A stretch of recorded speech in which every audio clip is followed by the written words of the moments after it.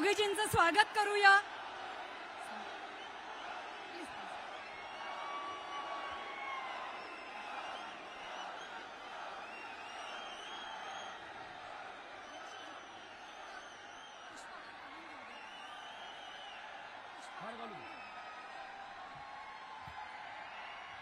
छत्रपती शिवाजी महाराजांच्या प्रतिमेला माननीय योगीजी पुष्पहार अर्पण करतील। आपण सगळ्यांनी टाळ्याच्या गजरामध्ये आपला उत्साह दाखवून देऊया। जय भवानी, जय श्रीराम, भारत माता की।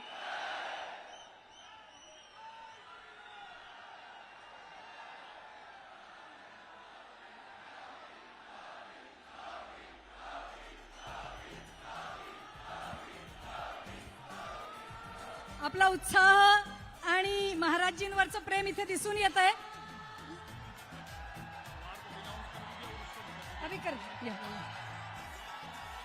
श्री सुरेशजी हाळवणकर, श्री रवींद्र माने आणि श्री सुनील महाजन योगीजींना चांदीची तलवार भेट देत आहेत। आपण टाळ्यांच्या गजरामध्ये त्यांचा जय श्रीराम।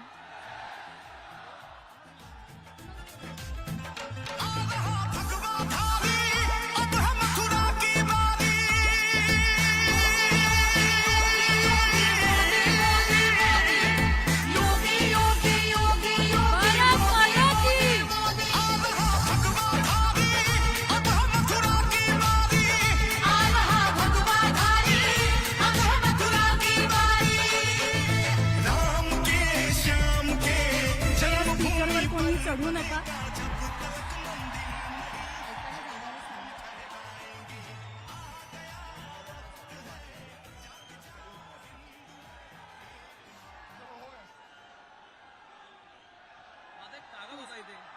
Hi sorry.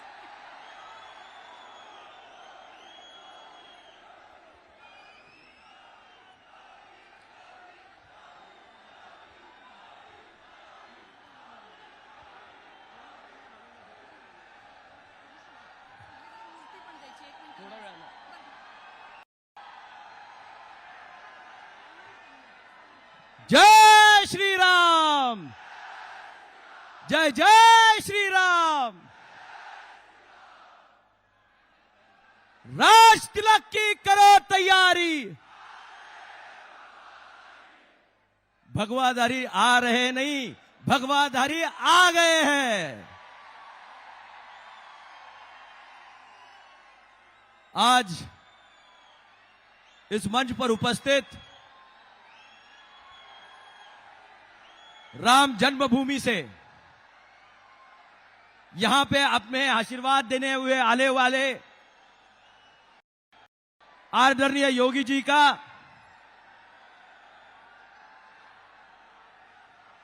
मैं इच्चलकरंजी नगरी की ओर से, इस हाथकरंगले लोकसभा संसदीय क्षेत्र की ओर से तहे दिल से आदरणीय योगी जी का स्वागत करता हूं।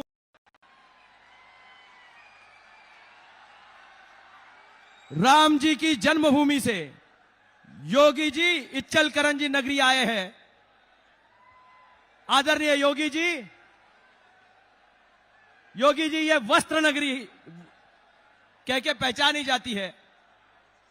ये वस्त्र की भूमि है, ये शस्त्र की भूमि है, ये शौर्य की भूमि है, ये स्वातंत्र वीरों की भूमि है, ये बलिदान की भूमि है, ये कर्मवीरों की भूमि है, ये छत्रपति शिवाजी महाराज के पराक्रम की भूमि है, ये बाजी प्रभु के बलिदान की भूमि है, ये तारा रानी के संघर्ष की भूमि है, ये छत्रपति शाहू महाराज के विकास की भूमि है, ये बाबा साहेब अंबेडकर के विचारों की भूमि है, ये अन्ना भाऊ साठे जी के कलम की भूमि है, ये किसानों के उत्कर्ष की भूमि है, ये श्रमिकों के उद्धार की भूमि है, ये दिन दलितों के आधार की भूमि है।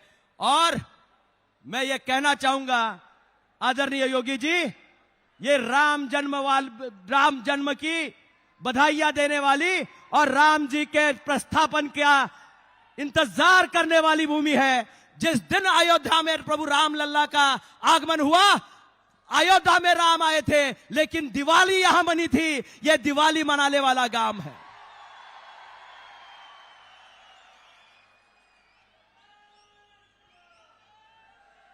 आदरणीय योगी जी, आप हमारे बीच आए हैं और इचलकरंजी नगरी आपको देखने के लिए, आपको सुनने के लिए आतुर है। मैं आपके और इस नगरी के बीच में ज्यादा देर रोड़ा नहीं बनूंगा। मैं अपने लोगों से सिर्फ यह कहना चाहूंगा कि आपका सांसद होने के नाते मैंने अपना कर्तव्य में कहीं चूक नहीं की। मैंने अपना कर्तव्य बहुत खूबी से संसदीय क्षेत्र के बारे में मैंने लोकसभा में निभाया है और उसी के बाद यहां आने वाले विकास को चालना देने का काम किया है। कई लोग पानी पे राजनीति करने का काम कर रहे हैं। मैं उनको यह कहना चाहूंगा कि जिस नाम पे आप राजनीति कर रहे हो, जरा मीडिया वाल्यांना थोडीशी विनंती आहे, थोडंसं खाली बसा, लोकांना दिसत नाही, कॅमेरे राहू द्या, थोडंसं आपण खाली बसा। मीडियाच्या बांधवांना विनंती आहे, 2 मिनिटं आपण थोडं खाली बसा, लोकांना दिसू देत। योगीजींचं भाषण सुरू झाल्यानंतर आपण रेकॉर्ड करा। ये जो माहौल बना है वो आपके आने से बना है। रामलला का आगमन जब अयोध्या में हुआ था, बहुत सालों की प्रतीक्षा इस भारतवर्ष की पूरी हुई और जब उसका शिलान्यास रचा गया तो उसका भाग्य आपको मिला। आज जिस दिन आप इस नगरी में आए हैं वो महाराष्ट्र दिन है, कामगारों का दिन है। प्रभु रामचंद्र की नगरी से, गंगा मैया के किनारे से पंचगंगा के किनारे तक का आपका प्रवास, ये महाराष्ट्र के लिए एक विकास की क्रांति लाने के लिए, आपके विचार सुनने के लिए यहां आतुर सारे लोगों के लिए, एक भविष्य के लिए एक आधार का शिलान्यास रचेगा। मैं ये आपसे अनुरोध करना चाहूंगा कि जो इचलकरंजी नगरी का विकास का रथ है, मैं लेके जाने का आगे प्रयास कर रहा हूं। जिस पानी की योजना का मैं बात कर रहा था, मैं उन लोगों से कहना चाहूंगा, जिस सुलकुड़ पानी योजना के बारे में आप हम पे कयास लगा रहे हो, कटाक्ष लगा रहे हो, उस पानी योजना की मंजूरी अगर किसी ने दी होगी तो वो नरेंद्र मोदी सरकार में एकनाथ जी सरकार ने 161 करोड़ रुपए का निधि इस सरकार ने उसमें लगाया है। निधि देने वाले हम लोग हैं और काम करने वाले हम लोग हैं। मैं आपको यह अनुरोध करना चाहूंगा, यह आपसे विनती करना चाहूंगा, पानी में कोई राजनीति नहीं होनी चाहिए। यह मैं आपको विश्वास दिलाना चाहूंगा। अगर मैं आप सभी के बीच में से एक साथ आपके लिए ये इतना बड़ा निधि ला सकता हूं, इचलकरंजी की विकास यात्रा में अपना योगदान दे सकता हूं। 532 करोड़ रुपीस का निधि मैंने इस नगरी के लिए सीईटीपी प्लांट्स के लिए यहां लाया है और वो सीईटीपी प्लांट होने के बाद उसका फायदा क्या होगा? इचलकरंजी के वस्त्र नगरी के लिए प्रदूषण युक्त पानी उस पंचगंगा नदी में नहीं जाएगा। और दूसरा ये फायदा होगा, साइजिंग का इंडस्ट्री हो, डाइंग की इंडस्ट्री हो, उसको यहां बूस्टर मिलेगा और उसके वजह से जो वस्त्र यहां निकलता है उसमें से गारमेंटिंग की तरफ जाने में हमें यहां बहुत बड़ी सुविधा होने वाली है। एक सांसद होने के नाते मैं ये सारे प्रयास कर रहा हूं कि मेरे इन लोगों को हर तरीके से उनको प्रबल बनाने का काम करना पड़े और निश्चित रूप से आपके आशीर्वाद से मैं ये करने में बहुत जल्दी ही यशस्वी होऊंगा। जो पानी की राजनीति करने वाले हैं उनको मैं ये कहना चाहूंगा, पानी लाएगा तो धैर्यशील माने ही लाएगा, ये आप ध्यान में रख लो। केंद्र में मोदी जी की सरकार है, राज्य में एकनाथ जी शिंदे सरकार है। मैं ये कहना चाहूंगा, अगर मैं इचलकरंजी को पानी नहीं लाया तो मैं कोई भी इसके आगे इलेक्शन नहीं लड़ूंगा।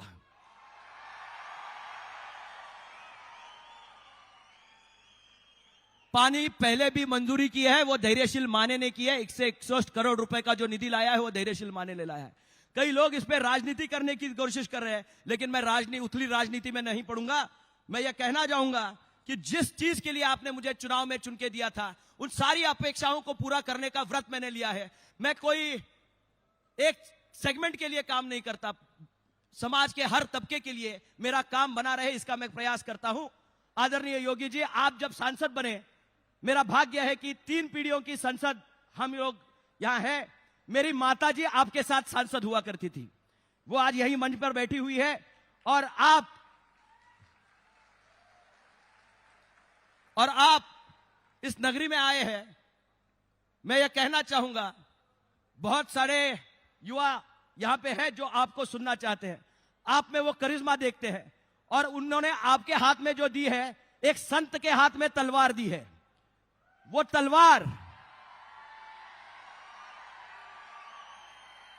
तलवार हमारे रक्षण की तलवार है, हमारे विचारों के रक्षण की तलवार है, इस बहुजन समाज के उद्धार के लिए दी है। जो शिव छत्रपति ने किया था वही स्वराज्य फिर निर्माण करना है, फिर मोदी जी का सरकार लाना है। इसीलिए इन लोगों ने आपके सामने यह प्रयास किया। मैं ज्यादा वक्त नहीं लेते हुए मैं ये कहना चाहूंगा, जीत उसी की होगी, जीत तो उसी की होगी जिसके पास होंगे तपस्वी योगी।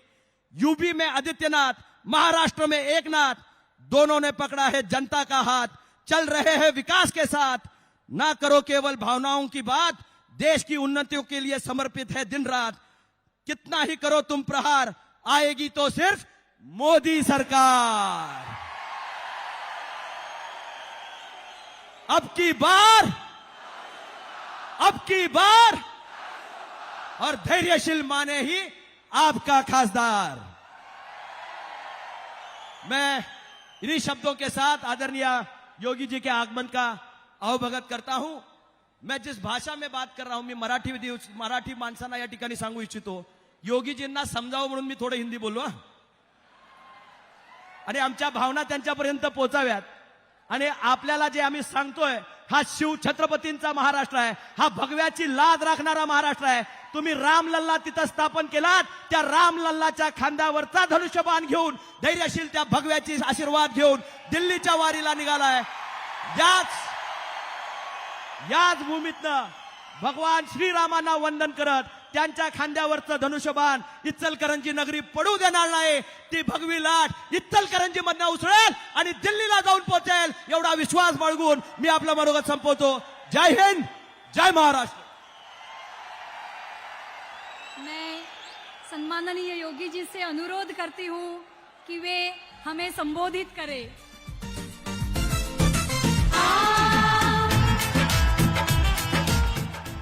आपले भाजपचे प्रदेशाध्यक्ष श्री चंद्रशेखर बावनकुळे साहेब आपल्याला संबोधित करणार आहेत। भारत माता की वंदे, छत्रपति शिवाजी महाराज की जय भवानी, जय शिवाजी, जय जय जय जय जय भवानी, जय जय जय जय जय शिवाजी, जय श्री राम।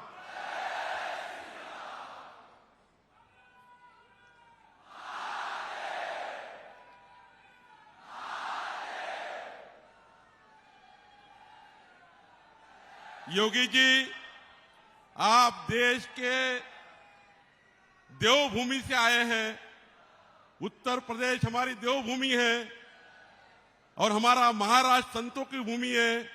इस संतों की भूमि पर पूरे महाराष्ट्र की ओर से मैं आपको बहुत बहुत आभार व्यक्त करता हूं, बहुत बहुत धन्यवाद देता हूं।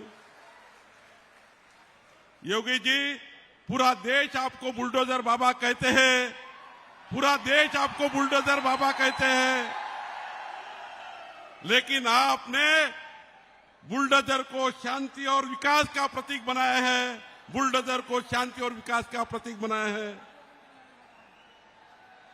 योगी जी का एक बार सबने धन्यवाद व्यक्त करना है।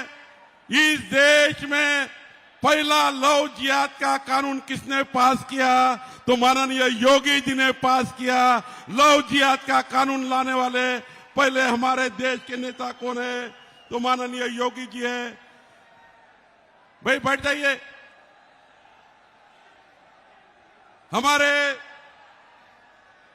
हमारे सभी महाराष्ट्र की जनता को,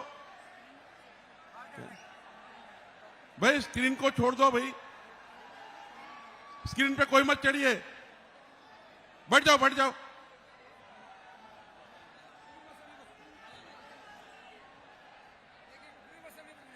जब मैं उत्तर प्रदेश ज्यावेळी मी उत्तर प्रदेशला गोरखपूरला गेलो होतो, हजारो महिलांनी मला त्या ठिकाणी त्यांचं आप भीती सांगितली आणि सांगितलं की या ठिकाणी आम्हाला 6 वाजता नंतर घराच्या बाहेर कोणी निघू देत नव्हतं, पण माननीय योगीजी आले आणि आमचं जीवन सुरक्षित करण्याचं काम योगीजींनी केलं. बंधूंनो, असे योगीजी आपल्या इचलकरंजीमध्ये आले आहेत. मी या ठिकाणी भारतीय जनता पार्टी, शिवसेना, महायुतीचे धैर्यशीलजी माने यांना 7 तारखेला प्रचंड बहुमताने विजयी करावं.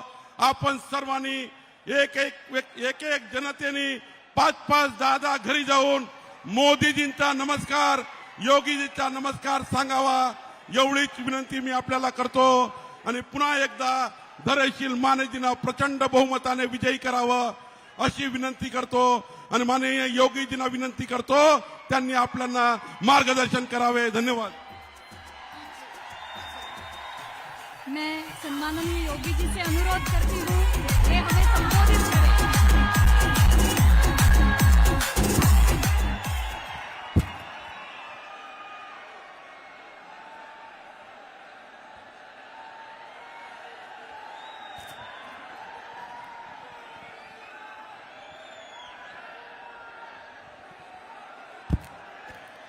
भारत माता की, भारत माता की, भारत माता की.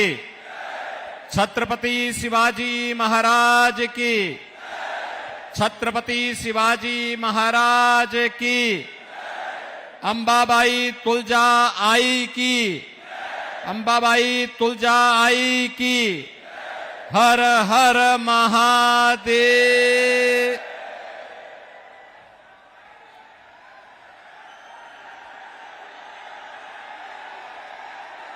भारतीय जनता पार्टी के प्रदेश के अध्यक्ष माननीय श्री चंद्रशेखर जी बावनकुळे जी,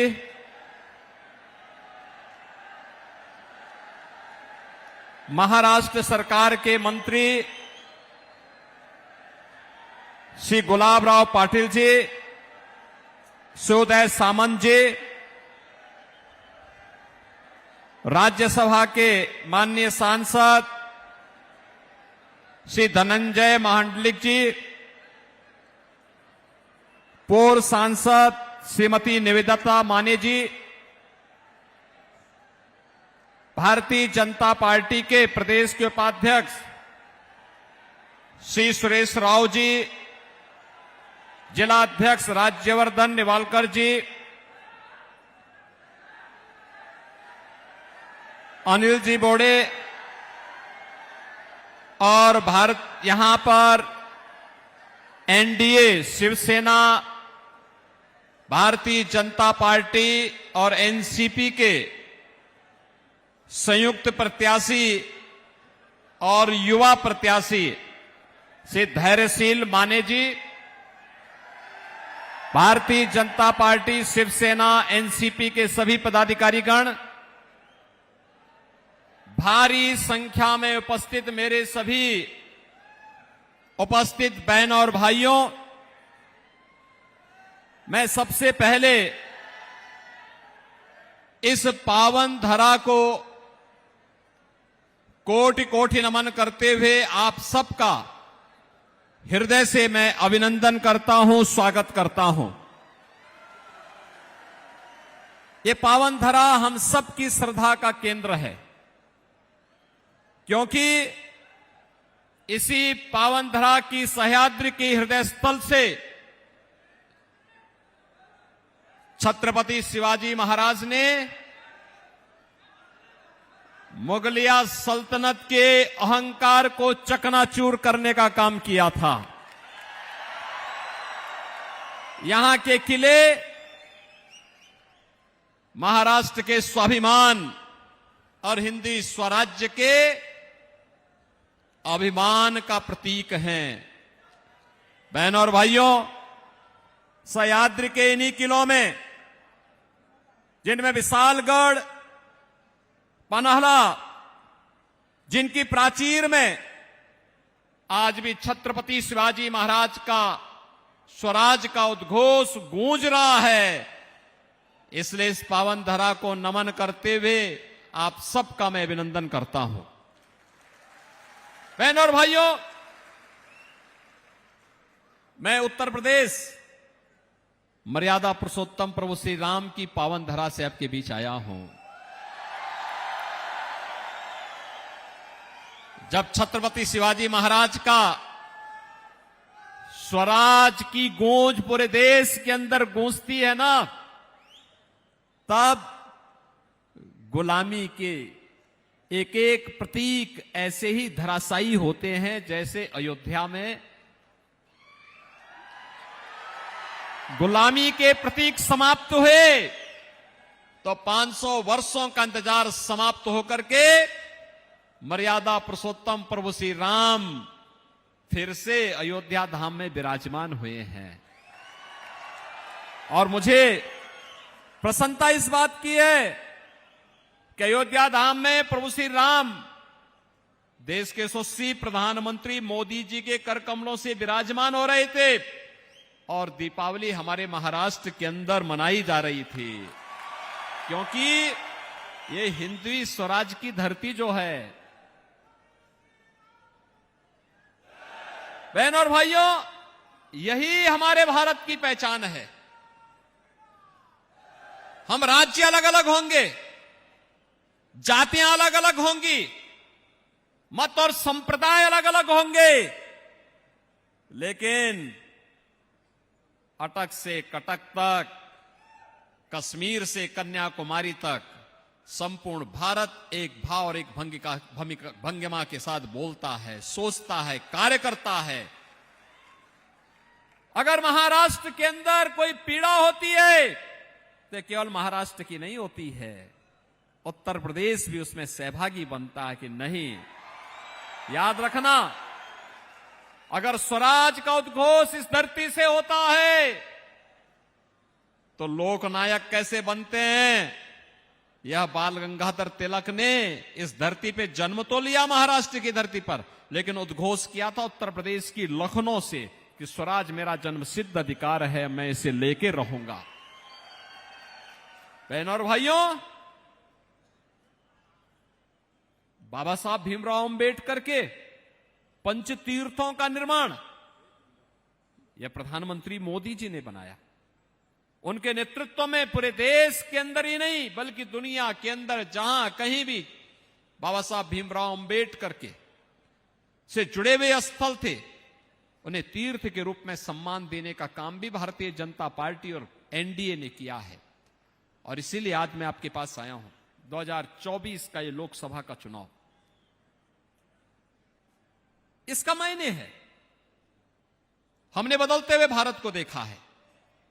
हमारी पीढ़ी इस बात के लिए गौरवान्वित है, जो सपना बाला साहब ठाकरे का था, जो सपना था कि अयोध्या में भगवान राम का मंदिर बनना चाहिए, वह सपना साकार हुआ है।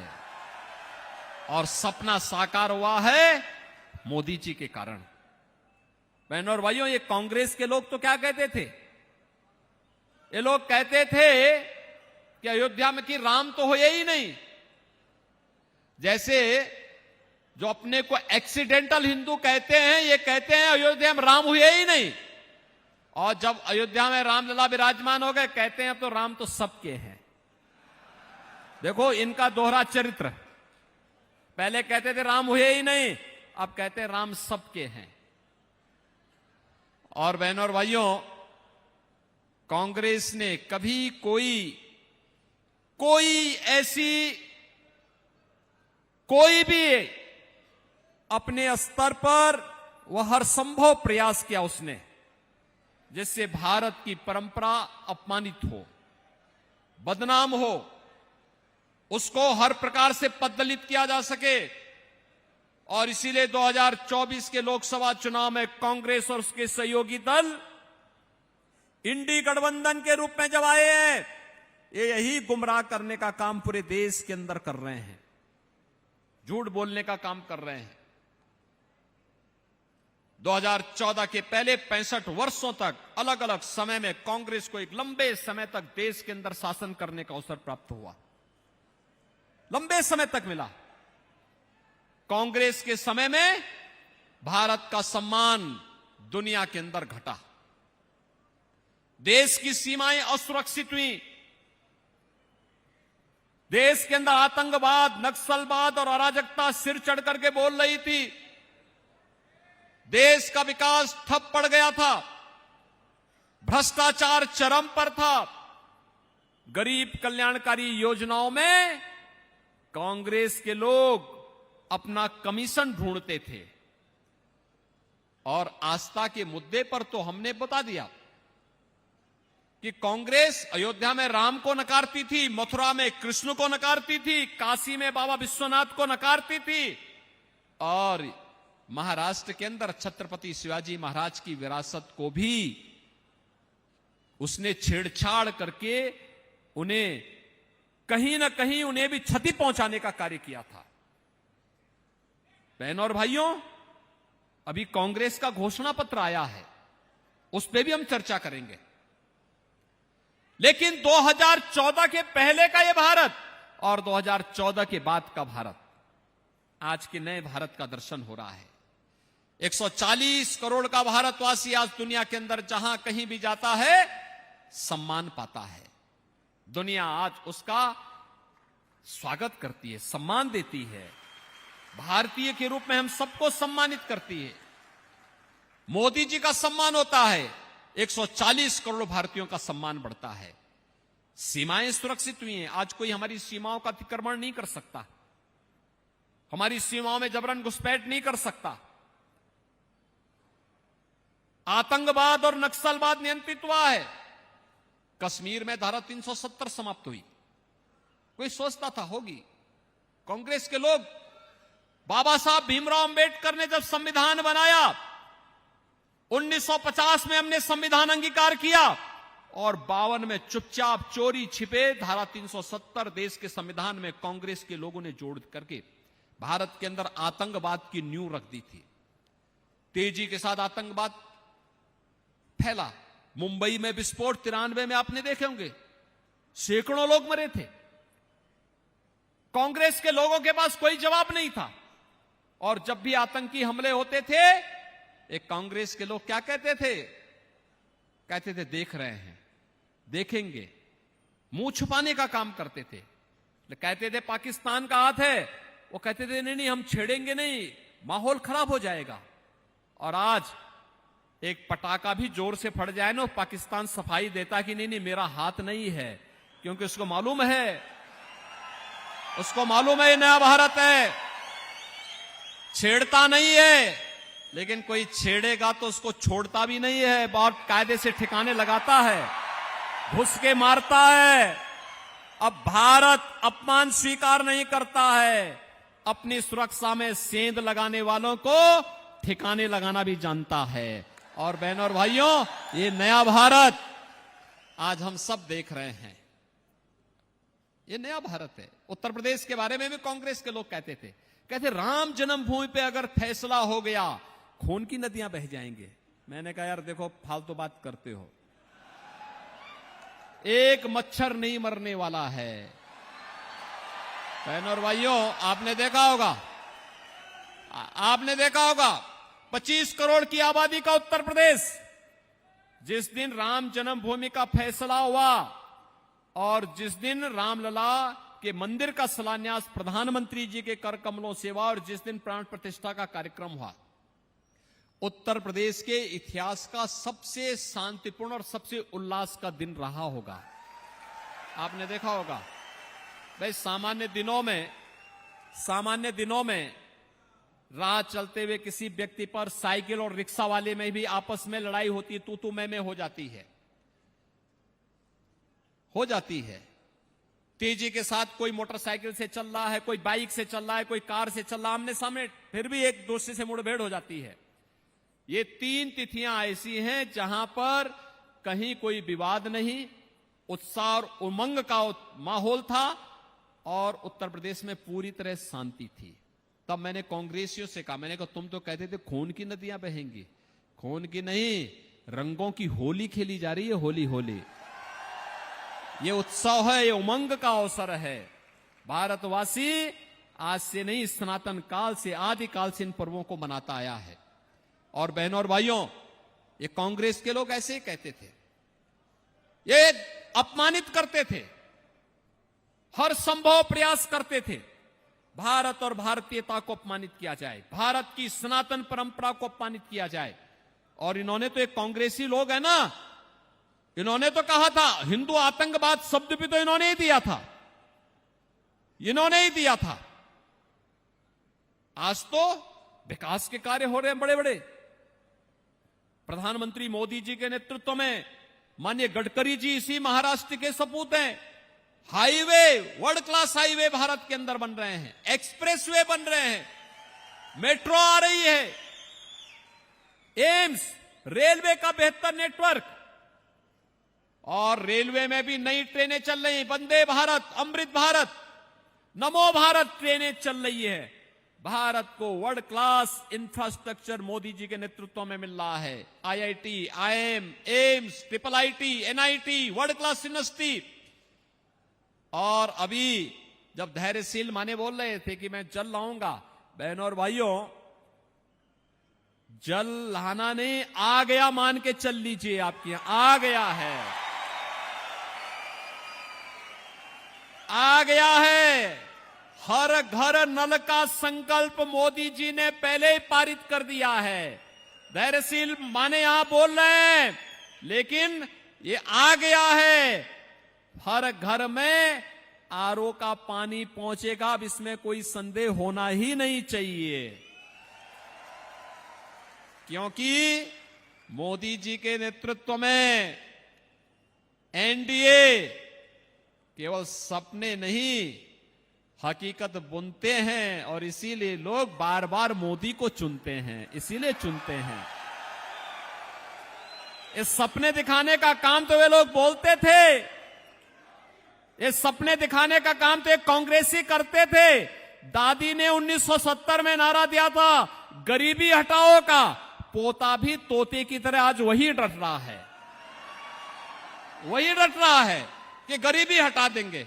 एक पत्रकार ने पूछा कैसे हटाएंगे, तो कहता एक झटके में हटा देंगे। तो कहा एक झटके में कैसे? उसने कहा मैं प्रत्येक नागरिक की संपत्ति का सर्वे करूंगा। और फिर उनके सलाहकार सेम पित्रोदा ने अपने नाम के अनुरूप कांग्रेस के सामने समस्या खड़ी कर दी। और क्या कहा? कहा हम विरासत टैक्स लगा देंगे। विरासत टैक्स का मतलब आपके पूर्वजों ने, आपके माता पिता ने, आपके पूर्वजों ने कोई संपत्ति अर्जित की है, वे कांग्रेसी क्या चाहते हैं कि उस संपत्ति का सर्वे करा करके लोग रखेंगे और बाद में कहेंगे जैसे औरंगजेब के समय जजिया कर लगता था ना, ऐसे ये कांग्रेस जजिया कर लगाना चाहती है। क्या आप इसको स्वीकार करेंगे? क्या ये देश स्वीकार करेगा क्या? अरे मुगलों की औलादें तो वर्तमान में रिक्शा चलाने का काम कर रही हैं और ये लोग जजिया कर वसूली करेंगे भारत से। ये लोग भारत से जजिया कर वसूली करेंगे। एक कांग्रेस ने कह दिया हम विरासत टैक्स लेंगे। भारत ये विरासत टैक्स स्वीकार नहीं करेगा। भारत तो ये नया भारत है, ये टैक्स नहीं, अपनी जनता के लिए गरीब कल्याणकारी योजनाओं को लेके आया है। बहनों और भाइयों, कांग्रेस के समय में लोग भूखों मरते थे, आज 80 करोड़ लोगों को फ्री में राशन मिल रहा है। उनके समय में लोग उपचार के बहाव में मरते थे। मोदी जी 60 करोड़ लोगों को 5 लाख रुपए की आयुष्मान भारत की योजना दे रहे हैं। उनके समय में कांग्रेस के हर नेता, हर दलाल का कमीशन तय होता था गरीब की योजनाओं पे। मोदी जी ने उनकी कमीशन बंद कर दी, क्योंकि हर गरीब का जनधन अकाउंट खुल गया है। पैसा सीधे मुंबई से या दिल्ली से गरीब के अकाउंट में आ जाता है। उनके समय में किसान आत्महत्या करता था, मोदी जी ने हर किसान को किसान सम्मान निधि दे दिया है। 12 करोड़ किसान किसान सम्मान निधि का लाभ प्राप्त कर रहे हैं। उनके समय में नारी गरिमा का सम्मान नहीं था, आज तो हर घर में शौचालय है और 10 करोड़ परिवारों को फ्री में एलपीजी के कनेक्शन भी दे दिए गए। 4 करोड़ गरीबों को मकान दे दिए गए और मोदी जी ने कहा है जितने भी परिवार बाकी बचे हैं अगले 5 वर्ष में उन सबको भी एक एक आवास उपलब्ध करवाएंगे। हर घर नल की योजना भी पूरा करेंगे। बहनों और भाइयों, यही अंतर है। वे सपने बुनते, वे सपने दिखाते थे, सपने बुनते थे, यहां पे हकीकत बुने जाते हैं और इसलिए उनके सपने को जनता ने खारिज किया है और मोदी जी को बार बार चुना है। बहनों और भाइयों, वे राम को नकारते थे और मोदी जी ने अयोध्या में राम को विराजमान करके कह दिया कि हिंदुस्तान में राम मंदिर राष्ट्र मंदिर होगा। राम राज्य की परिकल्पना को साकार कर रहे हैं। मुझे एक बात बताओ, कांग्रेस के समय में डॉक्टर मनमोहन सिंह जी का बयान आपने पढ़ा होगा, प्रधानमंत्री थे और डॉक्टर मनमोहन सिंह जी ने क्या कहा था कि देश के संसाधनों पर पहला अधिकार मुसलमानों का है। मोदी जी तो नहीं कहा। मोदी जी ने क्या कहा? मोदी जी ने कहा कि मेरी सरकार गांव के लिए, गरीब के लिए, किसान के लिए, नौजवान के लिए, महिलाओं के लिए काम करेगी। इसके लिए उन्होंने नारा क्या दिया? सबका साथ, सबका विकास। बहनों और भाइयों, मुझे बताओ सार्थक नारा क्या है? किसी मजहब विशेष को चेहरा देखकर के योजनाओं का लाभ देना चाहिए या सबका साथ और सबके विकास के आधार पर देना चाहिए? सबका साथ और सबका विकास ही राम राज्य की आधारशिला है। यही है राम राज्य और यही है छत्रपति शिवाजी महाराज की हिंदवी स्वराज की आधारशिला। यही है और यही कहने के लिए हम लोग आए हैं। कांग्रेस का घोषणा पत्र आप देखिए,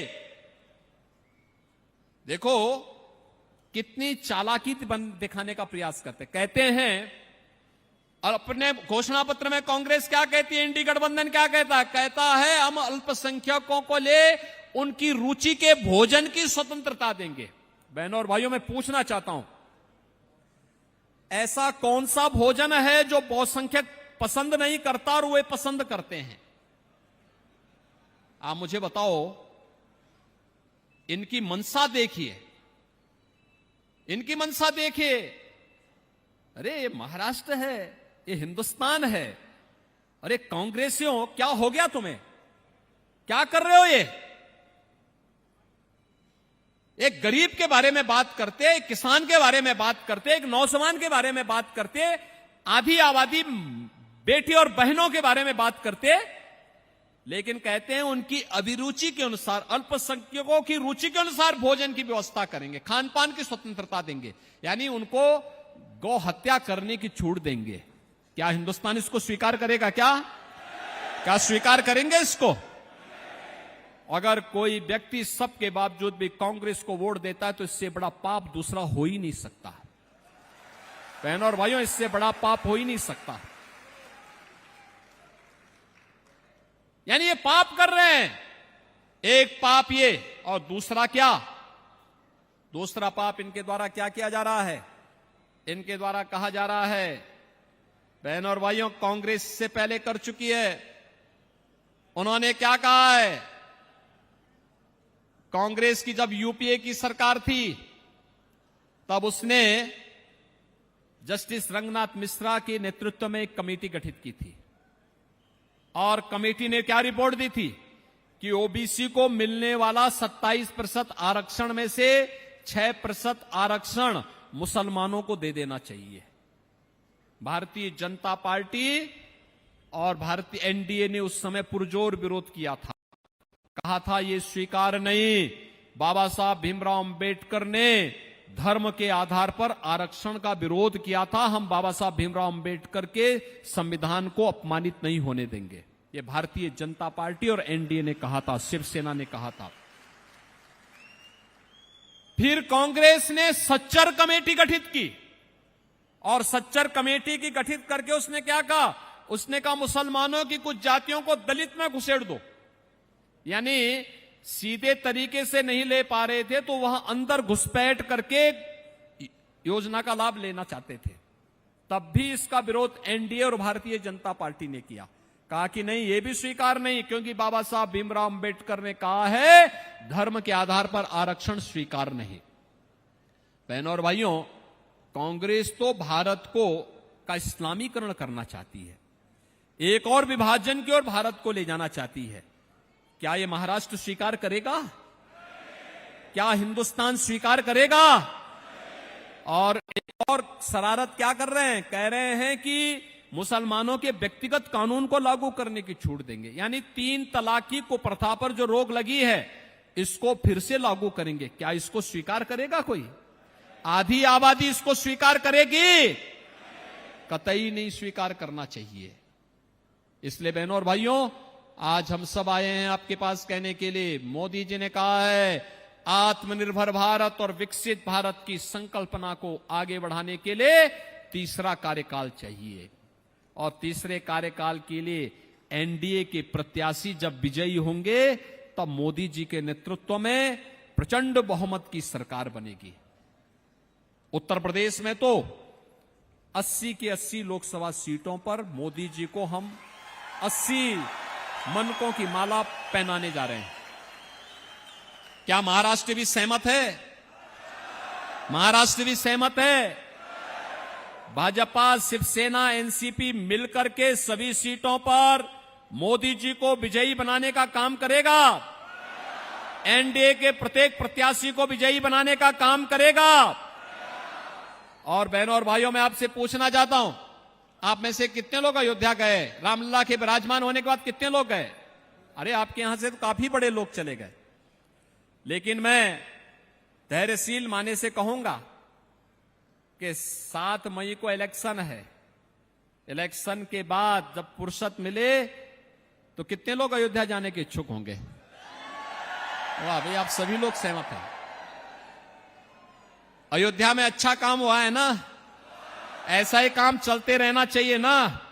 और मोदी जी ने तो कह दिया है कि गुलामी के अंशों को समाप्त करेंगे, गुलामी के प्रतीकों को समाप्त करेंगे, विरासत का सम्मान करेंगे।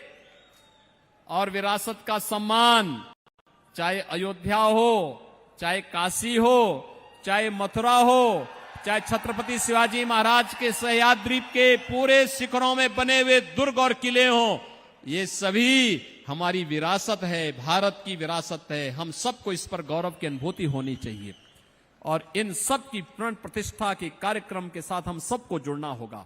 और इसके लिए भारतीय जनता पार्टी के नेतृत्व में एनडीए आवश्यक है। आप सहमत हैं?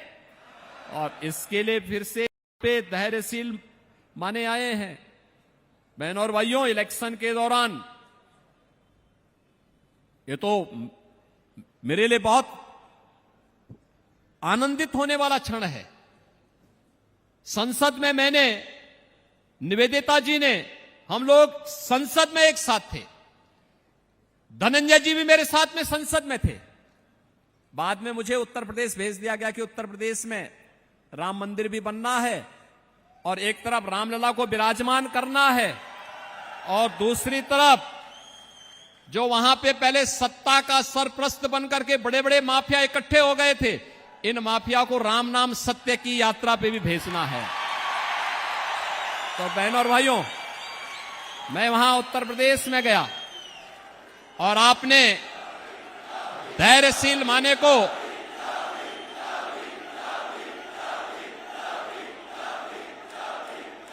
पिछली बार शिवसेना से विजयी बना के भेजा, और इस बार फिर से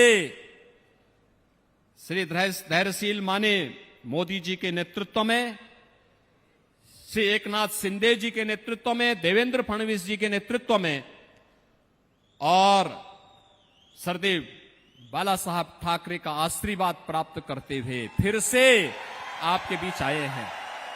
बहनों और भाइयों, चुनाव के दौरान प्रत्याशी से उम्मीद करना कि घर घर जाकर के वो वोट मांगेगा बहुत कठिन होता है। पार्लियामेंट्री कॉन्स्टिट्यूंसी बहुत बड़ी होती है, और आपसे मेरी अपील होगी, मोदी जी का प्रतिनिधि बन करके, एकनाथ शिंदे जी का प्रतिनिधि बन करके, देवेंद्र फडणवीस का प्रतिनिधि बन करके, और स्वयं धैर्यशील माने बन करके घर घर आप जाना पड़ेगा। आपको जाएंगे? जाएंगे? और यहां से धनुष बाण से ऐसा तीर छोड़ना कि विकसित भारत की परिकल्पना भी साकार हो सके और भारत की सुरक्षा में सेंध लगाने के कांग्रेस और उसके इंडी गठबंधन के मंसूबों पर पानी भी फिर सके। सहमत हैं? सभी लोग सहमत हैं? तो यहां से विजयी बना के भेजेंगे। एनडीए का प्रत्याशी विजयी बन करके जाएगा। तो मेरे साथ बोलेंगे, भारत माता की, भारत माता की, भारत माता की, छत्रपति शिवाजी महाराज की, छत्रपति शिवाजी महाराज की। जय श्री राम, जय श्री राम, जय जय श्री राम। आमची शिवसेना भगव्याची साक्ष घेऊन उभा आपला धैर्यशील, बहुजनांचा विचार म्हणजे आपला धैर्यशील, मोदींच्या स्वप्नांना साथ म्हणजे धैर्यशील, दमदार आपलाच खासदार धैर्यशील, धैर्याचे वादाचे शीलही दमदार, ध्यास साधा हो जनतेचा प्रगतीचा विचार,